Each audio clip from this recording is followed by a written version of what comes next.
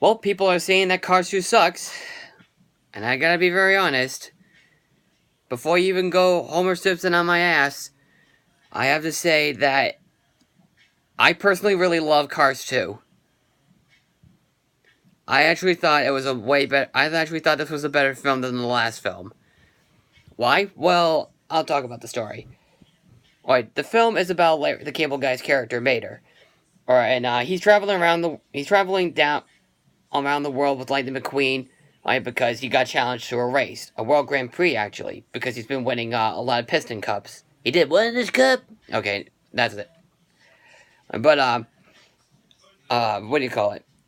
But there's basically this other, well, the major plot of the film is that Mater gets confused for a spy, right, because a guy named Finn McMixile, played by Michael McCain.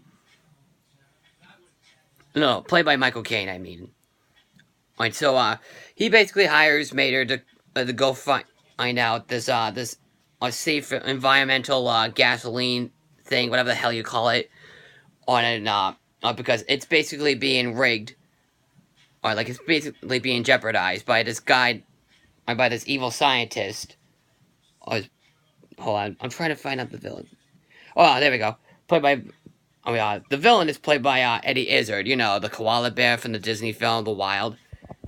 But also, that's pretty much it, for the story. He just has to, figure out what's going on in the thing, and there's a subplot going on, where Lightning McQueen is basically trying to win all the World Grand Prix races. Honestly, for the rest of the film, I think it's legitimately entertaining. This might be a quick review, but honestly, I think this story is so ridiculous, but not like in one of those so bad is good ways. I'm talking about, I think it's done very well.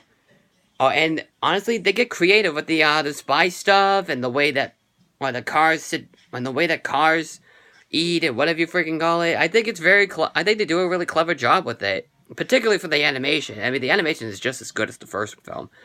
I also really love how we get to see the other side of the world and stuff. Like, we get to see Japan, Italy, Spain, and London. I mean, it's just so brilliant. It's just so beautiful to look at. And like I said, Larry the Cable Guy really makes this movie for me. I think he's absolutely hilarious in this. That's what the movie is. It's very funny. It has a lot of good jokes. It does a lot of very entertaining scenes in this. Now, I'm not going to say it's one of those so bad it's good movies. I think it's legitimately very entertaining. Yes, it's a ridiculous plot. But it's done in such a good way. If I did have any problems with this film, is that the villains are very weak. And that's one of the other problems I have with the first film. And plus, the side plot, with Lightning McQueen kind of doesn't feel all that entertaining. I mean, the races are cool. But I didn't really care for that much of Lightning McQueen, for a lot of the film like I did for the first film. But luckily he wasn't. But at least he wasn't the focus, because the focus, like I said, is on Mater. There's a love interest for Mater that we don't see in the other films anymore, called Holly Shiftwell, and she's voiced by Emily Mortimer, I think it's called. Her name is called. Sorry, but